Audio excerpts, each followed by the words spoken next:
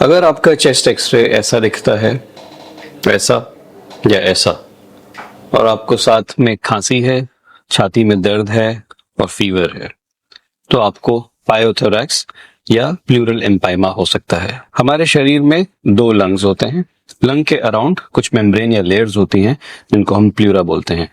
तो एक लेयर होती है जो लंग से बिल्कुल चिपकी हुई होती है और उसको हम बोलते हैं विसरल प्लूरा, और एक लेयर होती है जिसको हम बोलते हैं पेराइटल प्लूरा, जो कि चेस्ट वॉल से चिपकी हुई होती है, यानी रिब्स और उसके जो इंटरमस्कुलर प्लेन होता है वहां पे चिपका हुआ। ये विसरल प्लूरा और पेराइटल प्लूरा के बीच की जो स्पेस होती है इसको हम बोलते हैं प्लूरल कैविटी, और उस प्लूरल कैविटी में जब पस जम जाता है तब ये कहलाता है प्लूरल एम्पाइमा या पायोथोरैक्स। क्या कॉजेज होते हैं पायोथोरैक्स या प्लूरल एम्पाइमा के? तो दो सबसे इंपॉर्टेंट कॉजेज जो होते हैं वो होते हैं निमोनियाज और ट्यूबरक्लोसिस। निमोनियाज जब कॉम्प्लिकेट हो जाते हैं तो वो लंग्स की लाइनिंग की सिक्रीशन को बढ़ा देते हैं। पहले लंग के बाहर पानी जमा होता है और धीरे धीरे वो पस में कन्वर्ट हो जाता है। इंडिया में बहुत ज्यादा ट्यूबरकुलर एम्पाइमाज यानी टीबी की वजह से जो पस बन जाता है लंग्स के अराउंड वो भी देखा जाता है। इसके अलावा lung abscess, chest trauma, lung cancer and trans diaphragmatic spread of abscess यानी लिवर एब्सेस जो डायफ्राम को पियर्स करते हुए चेस्ट कैविटी में आ जाए वो भी देखा जाता है। तो क्या साइंस एंड सिम्टम्स होते हैं अगर किसी मरीज को पायोथोरैक्स या प्लूरल एम्पाइमा है? मेजॉरिटी ऑफ इसके साइंस और सिम्टम्स जो होते हैं वो पस का लंग्स पे प्रेशर डालने की वजह से होता है, जैसे कि सांस का फूलना यानी शॉर्टनेस ऑफ ब्रेथ या डिस्निया, या खांसी आना। खांसी ड्राई भी हो सकती है, अगर एसोसिएटेड निमोनियाज हैं तो खांसी में बलगम भी आ सकता है।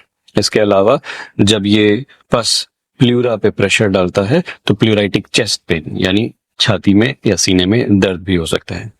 इसके अलावा हाई ग्रेड फीवर, भूख ना लगना, वजन का घटना, ये सारे सिम्टम्स भी अक्सर देखे जाते हैं पायोथोरैक्स के पेशेंट्स में। तो कैसे डायग्नोस करते हैं हम पायोथोरैक्स या प्लूरल एम्पाइमा? तो पायोथोरैक्स का सस्पेशन क्लिनिकल होता है।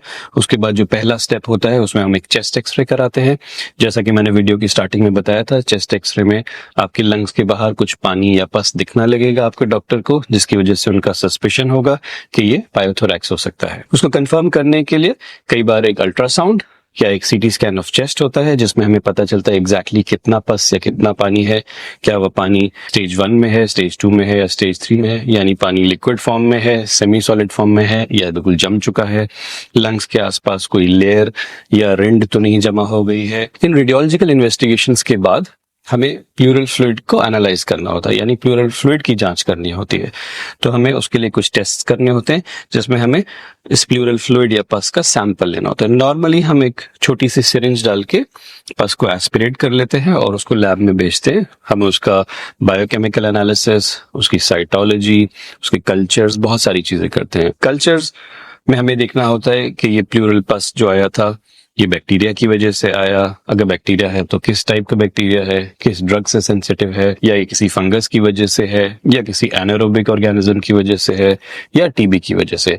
इसके लिए डिफरेंट डिफरेंट टेस्ट्स होते हैं जैसे कि Gram stain, aerobic culture, AFB smear, AFB culture, GeneXpert, fungal smear, fungal culture. Pyothorax या प्लूरल एम्पाइमा को कैसे ट्रीट करते हैं? तो जब हम उस प्लूरल पस को जांच के लिए भेज देते हैं और उसमें से हमें कुछ रिजल्ट मिलता है कि एक पर्टिकुलर टाइप का बैक्टीरिया ग्रो कर रहा है या टीबी का ऑर्गेनिज्म ग्रो कर रहा है या उसमें फंगस आ रहा है, तो हम अकॉर्डिंगली टारगेटेड एंटी बैक्टीरियल्स या एंटी फंगल्स या एंटी ट्यूबरकुलर थेरेपी स्टार्ट करते हैं। काफी सारे केसेस में, स्पेशली जब वो स्टेज 1 प्लूरल एम्पाइमा या पायोथोरैक्स होता है यानी सिर्फ एक्सुडेटिव फेज होता है, तब वो बिना किसी इंटरवेंशन के सिर्फ दवाइयों की मदद से ठीक हो जाता। अगर स्टेज 2 एम्पाइमा बन चुका है यानी कि फिब्रिनो प्रोलिफरेटिव स्टेज है, यानी थोड़ा सा फिब्रिन डिपोजिशन शुरू हो गया है उस पानी के अंदर, उस पस के अंदर, और वो जमना शुरू हो गया है और कुछ लॉक्यूलेशंस बनने शुरू हो गए हैं, तो आमतौर पे एंटीबायोटिक्स के साथ में कुछ ना कुछ ड्रेनेज प्रोसीजर करना पड़ता है। चाहे वो हम चेस्ट ट्यूब डाल के ड्रेन करें, रेडियोलॉजिकली एस्पिरेट करें उसको,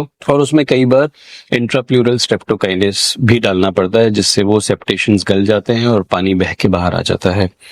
कई बार स्टेज 2 में सर्जरी की भी जरूरत पड़ती है और दूरबीन से जाके हमें ड्रेनेज करना पड़ता है। तो बहुत इंपॉर्टेंट है कि अगर आपको या आपके किसी जानने वाले को पायोथोरैक्स या प्लूरल एम्पाइमा है तो उसे टाइमली ट्रीट करें।